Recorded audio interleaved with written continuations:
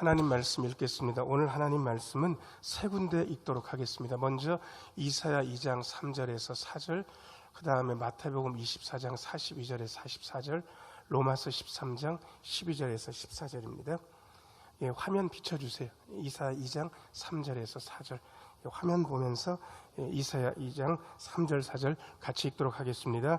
많은 백성이 가며 이르기를 오라 우리가 여호와의 산에 오르며 야곱의 하나님의 전에 이르자 그가 그의 길을 우리에게 가르치실 것이라. 우리가 그 길로 행하리라 하리니 이는 율법이 시온에서부터 나올 것이요 여호와의 말씀이 예루살렘에서부터 나올 것임이니라. 그가 열방 사이에 판단하시며 많은 백성을 판결하시리니 무리가 그들의 칼을 쳐서 보습을 만들고 그들의 창을 쳐서 낫을 만들 것이며 이 나라와 저 나라가 다시는 칼을 들고 서로 치지 아니하며 다시는 전쟁을 연습하지 아니하리라. 아멘. 두 번째 마태복음 24장 42절에서 44절 비춰주세요. 같이 읽겠습니다. 시작. 그러므로 깨어 있으라. 어느 날에 너희 주가 임할는지 너희가 알지 못함이니라. 너희도 아는 바니 만일 집주인이 도둑이 어느 시각에 올 줄을 알았더라면 깨어 있어 그 집을 뚫지 못하게 하였으리라. 이러므로 너희도 준비하고 있으라. 생각하지 않은 때에 인자가 오리라. 아멘. 그 다음에 로마서 13장 12절에서 14절입니다. 비춰주세요. 같이 읽겠습니다. 시작. 밤이 깊고 낮이 가까웠으니 그러므로 우리가 어둠의 일을 벗고 빛의 갑옷을 입자. 낮에와 같이 단정히 행하고 방탕하거나 술 취하지 말며 음란하거나 호색하지 말며 다투거나 시기하지 말고 오직 주 예수 그리스도로 옷 입고 정욕을 위하여 육신의 일을 도모하지 말라. 아멘. 잠시 기도하고 하나님 말씀 듣습니다. 은혜로우신 주님, 이 시간 말씀하여 주시고 말씀 듣는 중에 주님의 영이 우리의 마음속에서 약동하는 시간 되게 하여 주옵소서. 예수님의 이름으로 기도하옵나이다. 아멘. 오늘 3부 예배 나오신 모든 분들 하나님의 은혜 가득하기를 축원합니다. 잘 나오셨습니다. 오늘은 무슨 절기인지 아세요? 대림절 첫 번째 주입니다. 미리 말씀드렸습니다. 사실은 대강절이란 말도 쓰고 강림절이란 말도 씁니다. 그런데 강림절이란 말을 쓰고 보니까 성령 강림하고 헷갈려요. 그래서 요즘 그 말 잘 안 쓰지만 교동문에는 구주강림이란 말을 첫 번째, 두 번째, 세 번째, 네 번째 씁니다. 처음에는 대강절이란 말도 많이 썼습니다. 그런데 요즘 안 쓰는 이유는 대강절이라고 하고 보니까 대강해도 될 것 같거든요. 그래서 그 말을 안 씁니다. 그래서 대림절이라는 말이 우리의 입에 익숙한 지 오래됐습니다. 제가 부목사 하면서 같이 사역했던 기사 집사님이 13년째 주일만 되면 저한테 계속해서 목사님 건강하시고 행복하시고 목사님 목회 계획대로 행복한 목회 하셨으면 좋겠습니다. 안부 문자를 13년째 주일만 되면 새벽마다 합니다. 정성 있습니까? 있습니까? 대단한 정성이죠. 그럼 저도 단문자를 그렇게 하는데 오늘 새벽에 뭐라고 왔냐 그러면 목사님 대림절 첫 주입니다. 목사님 건강하시고 행복하시고 목사님 목회 계획 순탄하게 잘 이루어졌으면 좋겠습니다. 대림절 첫 주인 그 소식을 저는 이미 알고는 있었지만 오늘 새벽에도 들었습니다. 절기에는 정서, 분위기가 있습니다. 사람마다 분위기 파악을 잘하면 그야말로 손해를 덜 입고 그 다음에 철들었다는 얘기를 듣습니다. 그런데 분위기 파악 잘 못하면 몸뚱이는 큰 것 같아도 아직 철도 못 든 거고요. 손해도 많이 입게 됩니다. 사순절에는 사순절의 정서가 있습니다. 분위기가 있습니다. 장례식장에는 장례식장의 분위기가 있습니다. 회갑잔치에는 회갑잔치의 분위기가 있습니다. 대림절의 정서, 분위기도 있습니다. 한마디로 이야기하면 대림절은 예수님이 오심을 기다리는 기다림의 분위기, 기대의 분위기가 있습니다. 그런데 예수님이 오시는 것, 성탄절 한 넉 주 앞에서 그냥 하면 되는 거 아닐까? 아니요. 우리는 이미 오신 예수님을 알고 있고 그 예수님께서 이 세상 마지막을 정리하시면서 다시 오실 것도 알고 있기 때문에 사실은 이 대림절 절기에 예수님의 재림에 대한 이야기들을 많이 합니다. 그런데 예수님의 재림에 대해서 얘기하면 많은 분들이 고개를 절레절레 흔들면서 지금은 안 오셨으면 좋겠다, 목사님 지금 살만하거든요. 그러니까 괜히 우리의 인생을 힘들게 하지 말고 늦게 오셨으면 좋겠습니다. 그런 분들이 계신데 그런 분들의 밑바닥 마음 정서에는 불안이 있는 것 같습니다. 내가 예수를 믿긴 하지만 나 예수를 잘 믿지 못하고 있다. 잘 믿지 못하고 있는데 이 상태로 예수님이 오시면 어렵지 않느냐라는 불안과 걱정이 있는 것 같아요. 자, 옆에 있는 분들 얼굴 한번 보세요. 얼굴 한번 보시고 저 좀 보세요. 예수 잘 믿게 생겼습니까? 예수 잘 믿게 생겼습니까? 아니, 적어도 예배 시간에 이 정도 앉아있으면 예수 잘 믿는 분이죠. 그런데 희한한 것은 예수를 잘 믿는 분이라고 저도 인정하고 여러분들도 인정하지만 그분한테 한번 물어보세요. 예수 잘 믿고 있냐고. 아니요. 적어도 이 순간 이 시간에 여기 앉아있는 분들은 스스로 예수를 잘 믿는다고 생각하는 분들은 없습니다. 오늘도 1부 예배 시간, 2부 예배 시간 7시, 9시, 11시 예배 드리고 있는데 적어도 1부 예배 시간 7시에 맞춰서 오시는 분들은 정성 있는 분들이잖아요. 그런데 그분들한테 예수 잘 믿으세요라고 물어보면 그분들이 한결같이 얘기하는 게 뭔지 아세요? 목사님, 저는 그냥 교회만 다니지 날라리예요. 이런 식으로 얘기를 해요. 여러분, 스스로 보기에 그렇다는 거예요. 나 예수 잘 믿습니다, 목사님. 저 정도만 예수 믿으라고 그러세요. 그렇게 얘기하는 분들은 적어도 이 시간에 여기 앉아 있을 수 없습니다. 진짜로 예수 믿는 분들은 그렇게 말하지 않습니다. 그럼에도 불구하고 예수님의 재림을 기다려야 되는 이유는, 불안해하지 않을 수도 있는 이유는 우리가 구원받는 게 우리의 공로 가지고 구원받는 것이 아니라는 사실을 우리가 기억하고 있어야 됩니다. 자, 저를 따라서 하세요. 우리의 구원은 우리의 공로로 되는 것이 아닙니다. 한 번만 더 하겠습니다. 예수님의 은혜로 구원받습니다. 여러분, 예수님의 은혜로 구원받습니다. 이것은 100억 빚을 진 사람이 매달 10,000원씩 갚을 수 있어요. 이 사람의 경제적인 능력이. 여러분, 100억을 빚지고 매달 10,000원씩 갚으면 살아있는 동안 빚을 갚을 수 있습니까? 없습니까? 없어요. 여러분, 여러분들의 공로 가지고 여러분들이 예수 잘 믿어서 내가 뭔가를 해볼 거라고 한다면 100억 빚혀놓고 한 달에 10,000원씩 갚으면서 빚 다 갚기를 바라는 거랑 똑같아요. 애초에 안 되는 거예요. 그러니까 예수님의 은혜로 구원받는다.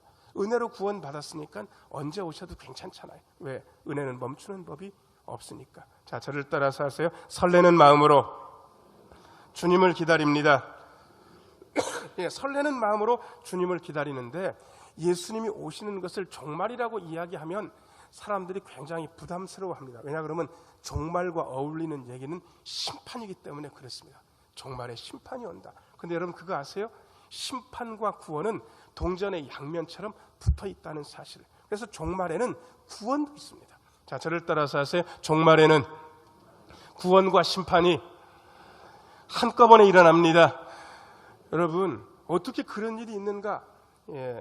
전쟁에서 병사로 나가서 한 2, 3년 동안 고생했습니다. 그런데 다행히 다치지도 않고 죽지도 않고 승전한 다음에 병사가 집으로 돌아옵니다.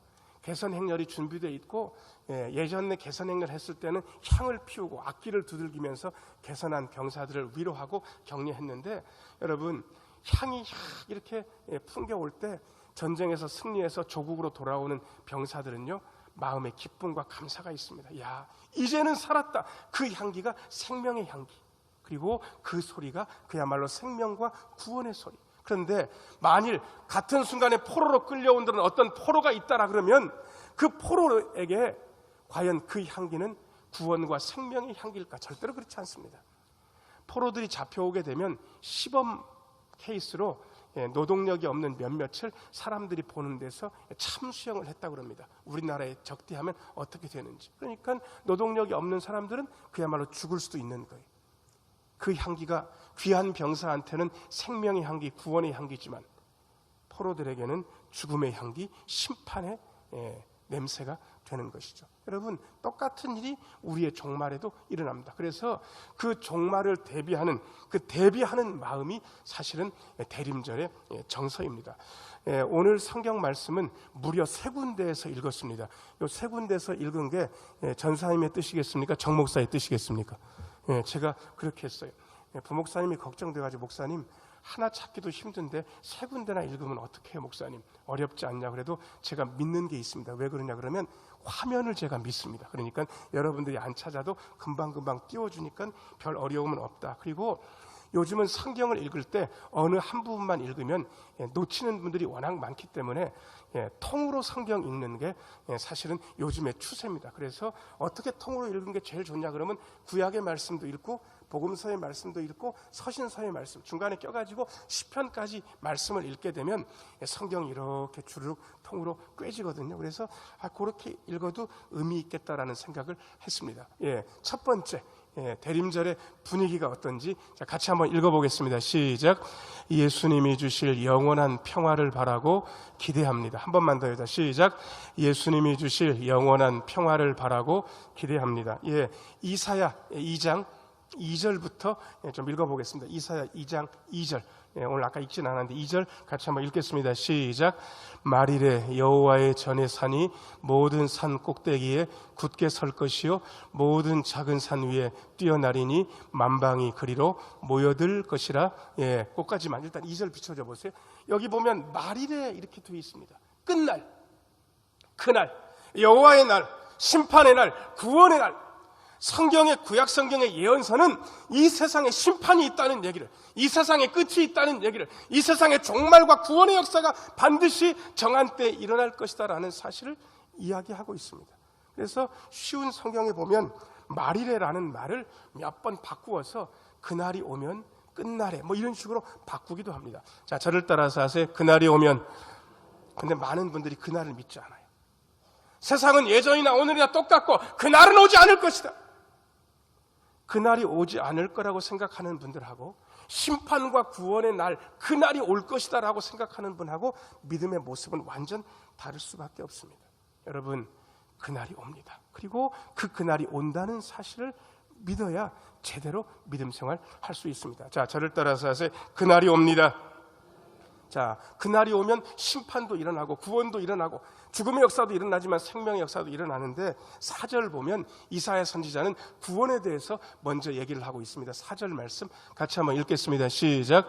그가 열방 사이에 판단하시며 많은 백성을 판결하시리니 무리가 그들의 칼을 쳐서 보습을 만들고 그들의 창을 쳐서 낫을 만들 것이며 이 나라와 저 나라가 다시는 칼을 들고 서로 치지 아니하며 다시는 전쟁을 연습하지 아니하리라. 아멘. 그 앞부분 좀 비춰줘 보세요. 보통 전쟁 상황에 도달하게 되면 예전에는 무기가 많지 않았습니다. 그래서 보습, 쟁기를 쳐가지고 칼을 만듭니다. 그리고 낫 같은 것도 다 공출한 다음에 그 낫 가지고 쳐가지고 창을 만듭니다. 전쟁 상황에선 그렇게 되는데 오늘 이사야가 본 이 상황은 거꾸로입니다. 칼을 쳐서 쟁기, 보습을 만들고 창을 쳐서 낫을 만든다고 합니다. 더 이상 전쟁이 없다. 평화가 올 것이다. 이렇게 이야기하고 있습니다. 여러분, 북한 김정은 정권이 핵무기에 집착하고 있습니다. 거기는 아마 스스로 생각하기를 이게 있어야 자기네 정권이 존속할 것이다라고 아마 집착을 버리지 못하는 것 같습니다. 바로 위에서 그렇게 핵무기에 집착하고 있으니까 그 핵무기를 옆에서 보고 있는 우리는 그 핵무기는 없었으면 좋겠다라고 생각을 합니다. 바른 생각이죠. 그럼에도 불구하고 여러분, 핵무기의 있고 없음이 영원한 평화와 안전을 보장하지 않는다는 사실은 너무도 분명합니다. 저는 영원한 평화와 안전은 핵무기가 있기 때문에, 핵무기가 없기 때문에 그렇게 오는 게 아니라는 사실을 성경 말씀을 통해서 다시 한번 깨닫게 됩니다. 자, 저를 따라서 하세요. 우리 예수님이 영원한 평화와 안전을 우리에게 보장해 주십니다. 우리 예수님께서 보장하셔야 영원한 평화와 안전이 있어요. 무기 감축 찬성이에요. 핵무기 없애는 거 찬성이에요. 그럼에도 불구하고 이 영원한 평화와 안전을 사람이, 제국이, 강대국이 그리고 우리가 가져올 수 없다는 사실도 분명합니다. 그저 우리는 영원한 평화와 안전, 예수님이 주실 것을 바라보고 지금 그 사실을 여기서 기대하고 기다릴 수 있습니다. 그게 영원한 평화를 주시는 예수님을 기다리는 대림절의 분위기입니다. 자, 저를 따라서 하세요. 영원한 평화를 주시는 예수님을 기대합니다. 우리는 그렇게 지금 기대하고 있습니다. 다음에 두 번째 비춰줘 보세요. 두 번째. 자, 같이 한번 읽겠습니다. 시작. 깨어 있어서 예수님의 오심을 준비합니다. 한 번만 더요. 깨어 있어서 예수님의 오심을 준비합니다. 예, 마태복음 24장 42절부터 44절. 예, 화면 보면서 같이 한번 읽겠습니다. 시작. 그러므로 깨어 있으라. 어느 날에 너희 주가 임할는지 너희가 알지 못함이니라. 너희도 아는 바니 만일 집주인이 도둑이 어느 시각에 올 줄을 알았더라면 깨어 있어 그 집을 뚫지 못하게 하였으리라. 이러므로 너희도 준비하고 있으라. 생각하지 않은 때에 인자가 오리라. 여러분 42절 좀 비춰주세요. 42절. 자, 어느 날에 너희 주가 임할는지 너희가 안다고 되어 있습니까? 알지 못한다고 되어 있습니까? 알지 못한다고. 여러분 이거는 그야말로 성경이 정확하게 얘기한 거예요. 예수님께서는 이렇게 말씀하셨어요. 아버지만 아신다. 천사도 모르고 아들도 모른다. 여러분 아들도 모른다는 얘기는 그때 예수님도 몰랐다는 겁니까? 몰랐다는 겁니까? 몰랐다는 거예요. 자, 그러면 하나님만 아시고 천사도 모르고 아들도 몰라요. 정목사는 알아야 됩니까? 정목사는 몰라야 됩니까? 다시 천사도 모르고 아들도 예수님도 모른단 말이에요. 자, 정목사는 알아야 정상입니까? 몰라야 정상입니까? 몰라야 정상이에요. 근데 희한한 건 어떤 분이 기도하면서 천사도 모르고 아들도 모르는데 자기는 안다 그러면 여러분 그 인간은 이상한 겁니까? 신령한 겁니까? 이상한 건데 많은 분들이 뭐라고 얘기하냐면 그분이 기도를 많이 해서 신령해서 안다고 그렇게 착각하는 거예요. 성경을 정확하게 읽어야 되는 거예요. 성경에 모른다 그랬으면 몰라야 정상인 거예요. 알면 안 되는 거예요. 그런데 기도하면서 안다고 하는 인간들이 지금까지 있어 왔다는 거예요. 성경을 잘못 읽어서 그렇습니다. 성경은 요절로만 읽으면 안 됩니다. 이단이 제일 잘하는 게 뭔지 아세요? 요절을 딱 몇 개를 외워요. 그리고 자기들의 주장에 맞춰서 그 요절을 탁탁탁 갖다 대요. 성경 엄청 잘하는 것 같아요. 근데 그 요절주의가 그들의 신앙을 병들게 합니다. 그 다음에 권별주의라는 게 있습니다. 이것은 어느 한 책에 집착하는 거예요.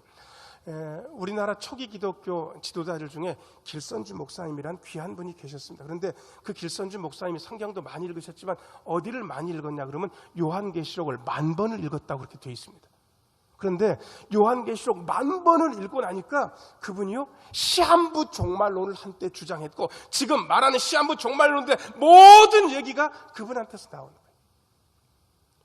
요한계시록만 10,000번을 읽어서 되는 게 아니란 말이에요. 성경 전체를 통으로 제대로 읽어야 여러분 천사도 모르고 예수님도 모르면 길선주 목사님도 몰라야 됩니까? 몰라야 됩니까? 몰라야 되는 거예요. 근데 안다 그러면 많은 분들이 이상하다고 안 그러고 신령하다고 그래요.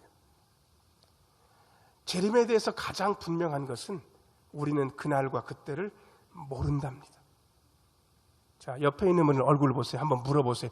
재림의 때를 아세요? 모르세요? 한번 물어보세요.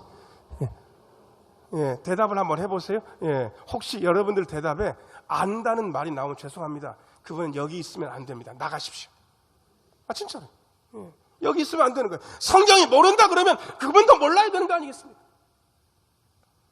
그러면 알지 못하면 어떻게 해야 되는가? 깨어 있어야 된다고 오늘 말씀이 이야기하고 있습니다. 언제 온지 알면 푹 자고 있다가 알람 맞춰가지고 한 5분 전쯤에 그때 그냥 일어나 버리면 되잖아요. 그런데 언제 올지 모르니까 깨어 있어야 되는 거예요. 자, 저를 따라서 하세요. 언제 올지 모르니 깨어 있어야 합니다. 예, 언제 올지 모르니까 깨어 있어야 되는 거예요. 그런데 깨어 있으려면 예수 믿는 분들은 깨어 있다라는 말하고 어떤 단어를 거의 붙여놓고 같이 써요. 깨어 있어서 뭐 해라? 뭐 하면서 깨어 있으라. 여러분, 깨어 있다는 말과 이 말은 너무 긴밀하게 연결돼 가지고요. 뗄래야 뗄 수가 없는 거예요. 깨어 있어 뭐 하라? 뭐 하면서 깨어 있으라. 그게 뭘 것 같습니까? 여러분들은 정답을 아시는 얼굴로 앉아 계시는데 그게 뭐지요? 예, 기도하면서. 알지 못하니까. 언제 오실지 모르니까 깨어 있어야 되는데 기도하면서 깨어 있고 깨어 있으면서 기도해야 됩니다. 자, 저를 따라서 하세요. 기도하며 깨어 있어야 됩니다. 깨어 있어 기도해야 됩니다. 예, 여러분 언제 올지 모르니까 깨어 있어서 기도해야 되고 기도하면서 깨어 있어야 됩니다. 자, 그런데 기도만 하면 되는가? 뭐 할 일도 있지 않은가? 예, 뭐 할 일도 있기는 합니다. 저는 기도를 중요하게 여기는 목사지만 그냥 기도만 하고 있다고 될 일이 된다고 그렇게 여기진 않습니다. 실제로 지금 여기서 뭔가 해야 될 게 있습니다. 세 번째 같이 한번 읽겠습니다. 시작. 어둠의 일을 벗고 빛의 갑옷을 입고 살아갑니다. 한 번만 더 해라. 시작. 어둠의 일을 벗고 빛의 갑옷을 입고 살아갑니다. 로마서 13장 12절에서 14절 화면 보면서 같이 한번 읽겠습니다. 시작. 밤이 깊고 낮이 가까웠으니 그러므로 우리가 어둠의 일을 벗고 빛의 갑옷을 입자. 낮에와 같이 단정히 행하고 방탕하거나 술 취하지 말며 음란하거나 호색하지 말며 다투거나 시기하지 말고 오직 주 예수 그리스도로 옷 입고 정욕을 위하여 육신의 일을 도모하지 말라. 아멘. 12절 말씀 비춰줘 보세요. 어거스틴이라는 청년이 있었습니다. 싹수가 노랬습니다. 17살, 18살쯤 됐는데 여자를 알기 시작했고 사생아를 낳았습니다. 어머니는 모니카라는 이름의 여자분이었는데요. 그 아들 때문에 매일 울면서 제발 자기 아들이 정신 차리기를 위해서 기도했지만 계속해서 엇가고 방탕한 생활을 일삼았습니다. 그 아들이 머리가 좋아요. 수사 철학에 아주 능통했습니다. 그런데도 방탕한 생활을 버리지 않습니다. 그런데 그렇게 기도하고 한동안 기다리고 있었는데 그 어거스틴이 낮잠을 자고 그냥 오후쯤 일어나고 있었을 때인데 밖에서 애들이 노는 소리가 들렸습니다. 근데 희한하게 그냥 애들 노는 소리인데 그 소리가 어거스틴에게는 천사의 소리처럼 하나님의 음성처럼 이렇게 스며들면서 들렸습니다. 그때 들린 그거는 노래소리 같은 거였는데 펼쳐라 읽어라 였습니다. 펼쳐라 읽어라. 근데 머리맡에 이렇게 보니까 여러분들이 익히 알고 있는 이 책이 머리맡에 하필 있는 거예요. 이 책이 무슨 책입니까? 성경책. 여러분 방탕하게 살아도 머리맡에는 성경을 두고 있는 게 훨씬 유익합니다. 딱 이게 있는 거예요. 그래서 그냥 펼쳐서 읽었어요. 펼친 부분이 로마서 13장 11절부터 14절 우리가 지금 막 읽은 이 말씀을 펼치고 읽은 거예요. 밤이 깊고 낮이 가까웠으니 그러므로 우리가 어둠의 일을 벗고 빛의 갑옷을 입자란 이 말씀을 읽는 순간 어거스틴의 마음에 완전히 그야말로 망치로 맞은 것처럼 충격을 받았던 거예요. 자신의 삶이 너무 그대로 들어가 있는 거예요. 13절 말씀 13절 낮에와 같이 단정히 행하고 방탕하거나 술 취하지 말고 음란하거나 호색하지 말고 다투거나 시기하지 말라고 그랬는데 어거스틴이 저지른 모든 범죄가 여기에 있었던 거예요. 그 자리에서 꼬꾸러져서 어거스틴이 울면서 회개했고 새 사람이 되었습니다. 그 다음에 어떻게 살았는지에 대해서는 여러분들이 알고 계십니다. 여러분 대림절을 기다리면서 어떻게 살아야 되냐고요? 벗어버릴 어둠의 일을 벗어버려야 됩니다. 자, 저를 따라서 하세요. 어둠의 일을 벗어버립시다. 13절 말씀 다시 한번 비춰줘 보세요. 13절 여러분 방탕하거나 술 취한다, 음란하거나 호색하다, 다툰다, 시기한다. 여러분 이게 세상의 증상, 죄를 짓는 세상의 증상. 그런데 여러분 이게 세상에만 있는 일이냐고요? 교회 안에는 없습니까? 아니요. 저는 목회하면서 교회를 가장 가까운 거리에서 보는 사람입니다. 세상의 나쁜 것들이 교회 안에 들어왔습니다. 교회 안에도 방탕하고, 교회 안에서도 술 취하고, 교회 안에서도 음란하고, 교회 안에서도 호색하고, 교회 안에서 다투고, 교회 안에서 시기하는 모습을 저는 확인해 왔습니다. 이제 예수님께서 이렇게 살면 안 된다고 말씀하고 계십니다.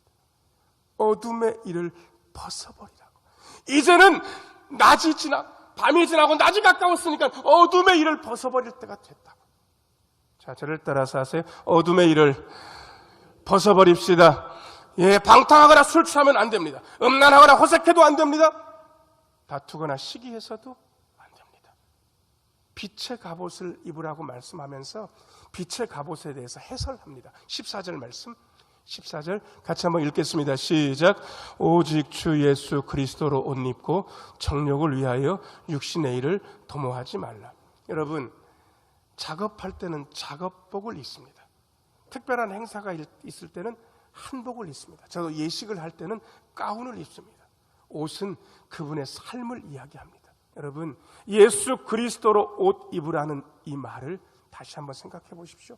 예수 그리스도를 옷 입었으면 예수 그리스도의 시선으로 봐야 됩니다. 예수 그리스도를 옷 입었으면 예수 그리스도의 마음으로 말해야 되고, 예수 그리스도를 옷 입었으면 예수 그리스도의 마음과 정신으로 일해야 되고, 예수 그리스도를 옷 입었으면 예수 그리스도께서 가고 싶은 곳에 우리도 가고, 멈추시는 그 순간에 우리도 멈춰야 됩니다.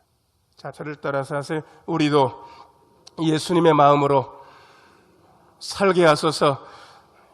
옷은 우리의 삶이기 때문에 그렇습니다. 사랑하는 여러분, 우리는 영원한 평화를 주시는 예수님의 오심을 기다리고 있습니다. 그날과 그때는 우리는 알지 못합니다. 그래서 지금 깨어 있어 기도합니다. 그리고 지금까지 해왔던 어둠의 일을 벗고 이제는 빛의 갑옷 예수 그리스도로 옷 입고 살아갑니다. 예수님의 마음 가지고 예수님의 마음으로 바라보시고 말씀하시고 행동하시고 걸으시면서 예수님의 은혜를 받는 우리 모두가 되기를 예수님의 이름으로 축원합니다. 기도하겠습니다.